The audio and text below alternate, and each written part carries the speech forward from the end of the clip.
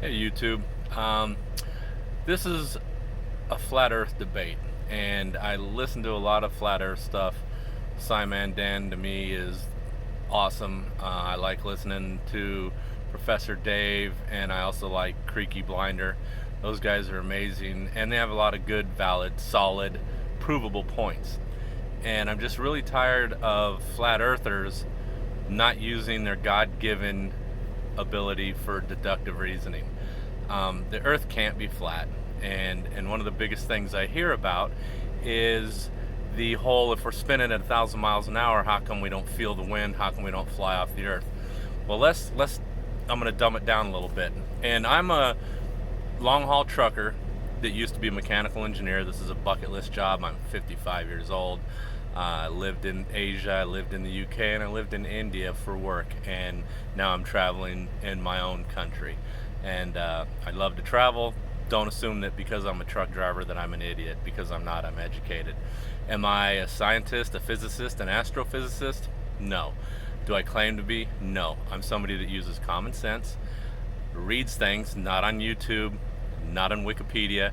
I actually go to a library. It's a building that has books. Or I go to university websites and read papers of things that people have written, not put on YouTube, because YouTube is not an authority on anything other than entertainment. And if you're looking at the other side of it, Simon Dan, Professor Dave, then you're getting real, legitimate answers. But let's talk about the whole 1,000 miles an hour, 15 degrees an hour, whatever you want to call it. Here's a simple little analogy. I have a Harley. You ride a Harley at 70 miles an hour, you feel like you're hauling ass. Okay? You get into something a little bigger, get into my car. 70 miles an hour in a car, you still feel like you're moving, but it's not as a big a sensation of speed as it was on the Harley. In my big rig, 75 feet long, 80,000 pounds, I sit way up off the ground. 70 miles an hour doesn't feel like anything. I look down at my speedometer to make sure I'm actually going 70 miles an hour. So you extrapolate that out to something that's 24,860 some odd miles in diameter. 1,000 miles an hour isn't going to feel like anything. But let's small it down. Let's dumb it down a little bit, flat earthers. Get in a 747. Okay, and we're going to call that our Earth. You're in the 747's atmosphere. You're breathing the 747's air. You're sitting in the 747 seat, and I'm going to dumb it down as far as speed goes, because once you're up to cruising altitude in the 747, you cruise at Mach 0.84. Yeah, I'm a mechanical engineer, used to be in aerospace. You cruise at Mach 0.84 at 35 to 41,000 feet, and I'll just say 500 miles an hour for math, for the simplicity of the math. So you feel acceleration on takeoff, but once you're up to cruising speed, 500 miles an hour, which is half the speed of the rotation of the Earth, let's keep that in mind, you can take a wine glass, a champagne flute, and set it on your tray table. Or if you don't fly business or first class, flat earthers probably don't, because they don't have the checkbook to fly first or business. So even in steerage where you're riding, take your styrofoam cup of ice water or Diet Coke, whatever you're drinking, and put it on your tray table. You're going 500 miles an hour, remember. Does it go anywhere? It stays right on that tray table, right? Okay. Take your peanuts that you get in steerage class, throw them up in the air. Do they rush to the back of the airplane? You're going 500 miles an hour. No, they fall right back down into your styrofoam cup of Diet Coke. The Earth only spins 500 miles an hour faster than that 747. So why is it so hard to wrap your head around the fact that you can spin at 1,000 miles an hour and not feel a goddamn thing due to size? This thing called atmosphere, which is like the fuselage of the 747, because when you're flying, you're in the atmosphere of the 747. You don't feel anything. You're breathing air. You're not flying. You don't get out of your seat and fly down the aisle because you're going 500 miles an hour. You don't feel a thing. So why is it so difficult to wrap your head around the fact that the Earth is the same way? It's so massive. 24,000 miles is huge. You can't wrap your head around how big that is, obviously, because you think Because you can't see the curve, there is no curve. You think because you're spinning 1,000 miles an hour, you should feel wind. Do you feel wind in a 747? I'll wait.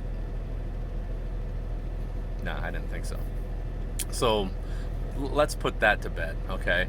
The other thing is, and this is simple. This is simple stuff that it's everyday real stuff. Ask any sniper. If you know a hitman, which you probably don't, but if you know a hitman, ask him, or ask anybody that's a member of a long-range shooting club. I am. When you are calculating a shot of 1,000 yards or more, and yes, we shoot at 1,000 yards, only 3,000 feet. Longest kill shot in history is just over a mile from a British commando in Afghanistan. So you can make these long distance shots.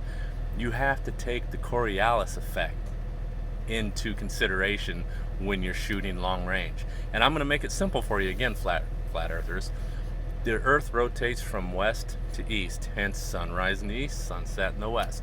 If you're shooting due east, your target is moving down and away from you because of the curvature of the earth, the Coriolis effect. And if you aim dead at the bullseye, don't do anything with your scope, don't put in a Coriolis effect, just aim at the bullseye. Everything you hit is going to be high and probably to the right of target because the target's moving down and away from you.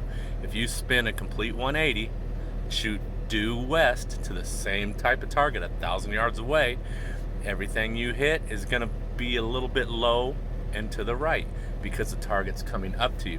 Curvature of the earth. It's basic. Ask any sniper, ask any special forces guy in the military that does long range shooting, or ask guys that are part of long range shooting clubs.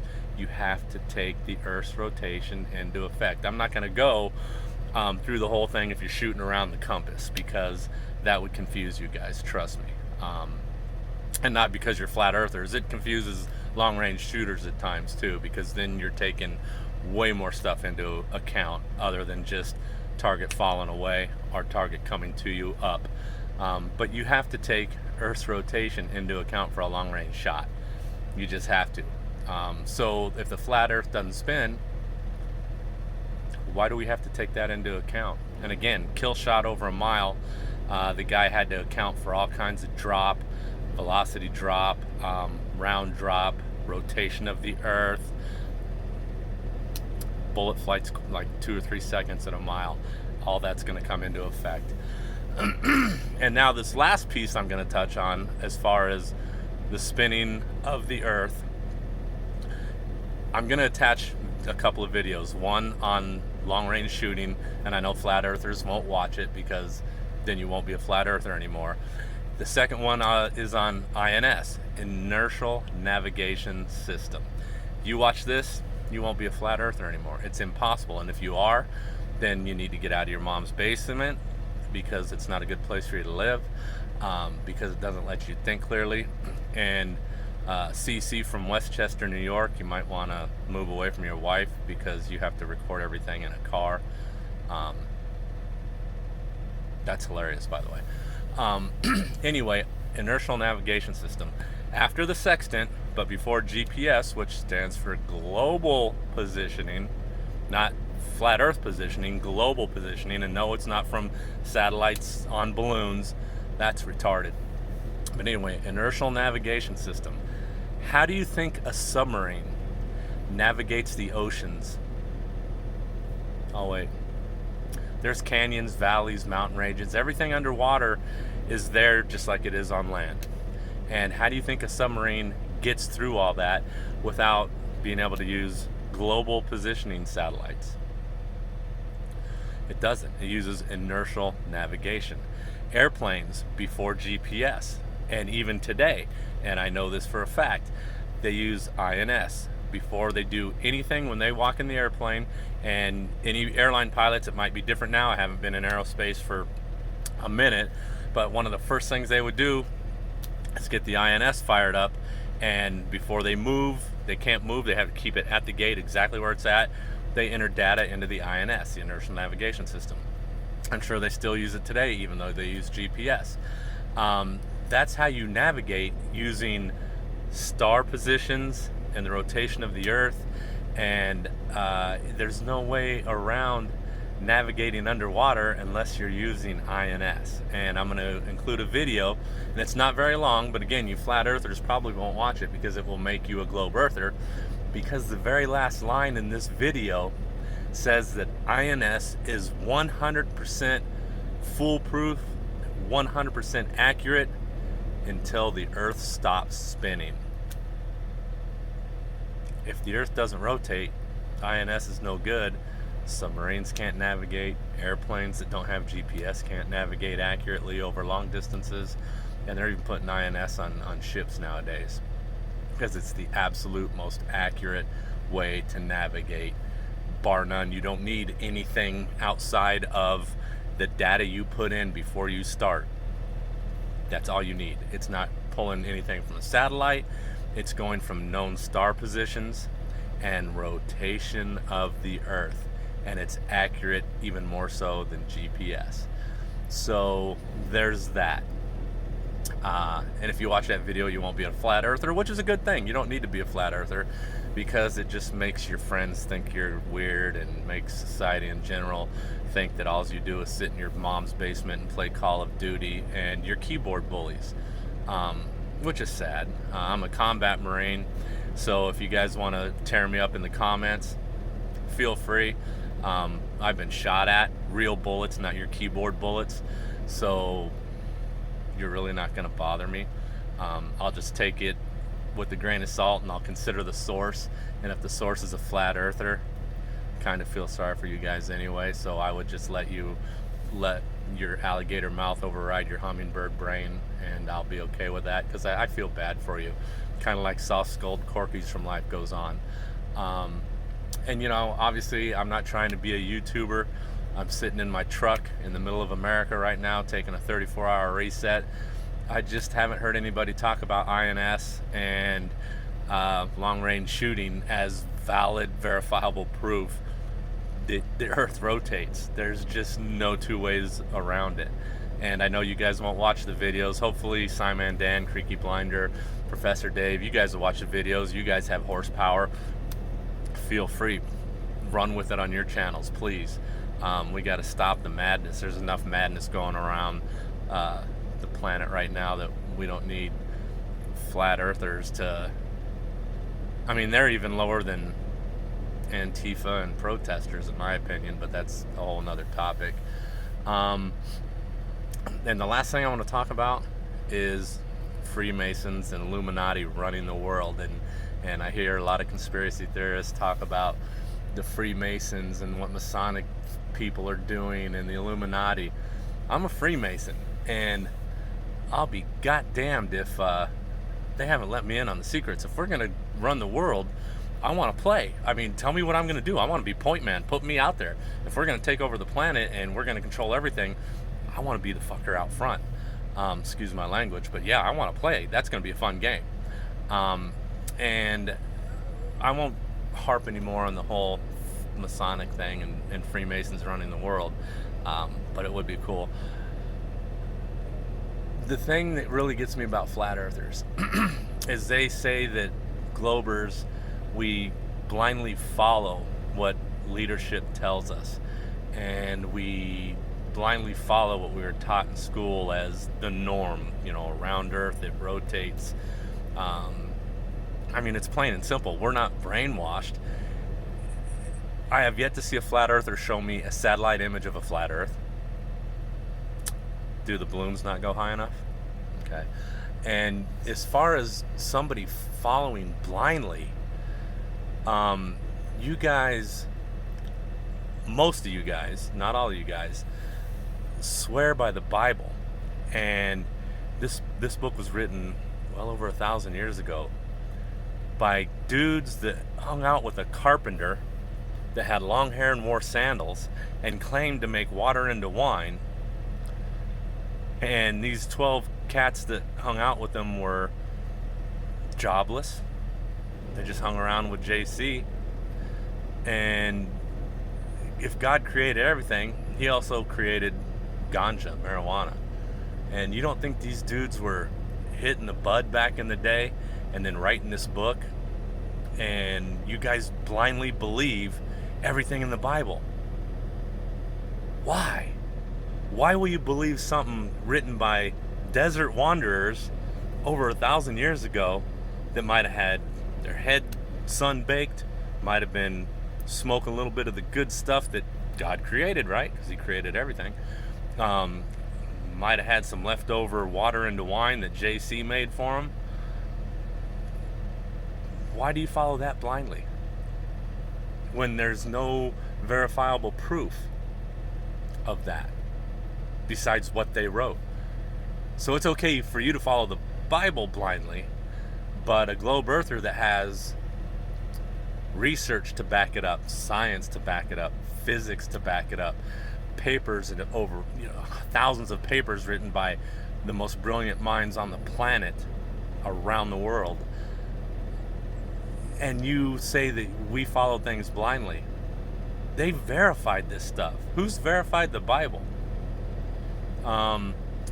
Noah and his wife and family, maybe. I don't know. They put 2 of each animal on a boat, and you guys believe that? Do you know how many animals are on the planet? And he put 2 of each? How big was that goddamn boat? The ark must have been, I don't know, the size of a planet? I don't know. And if it was just Noah and his family, and they had to repopulate the planet with animals and people, so was there incest involved? Because how does one family populate the planet? I mean, where did all the races come from? Where in the Bible did it say that we live on a flat plane? Because He said the word firmament. That, back in the day, do you think they knew all these terms we use for atmosphere? They used simple verbiage from back in the day when they're smoking weed, hanging out in the desert. But you'll follow that blindly. Totally blind. But stuff that's proven to you through science, which is all obviously driven by the government and NASA, and you can't go to Antarctica. And here's the funny thing about that. You guys say we can't go to Antarctica because of some treaty.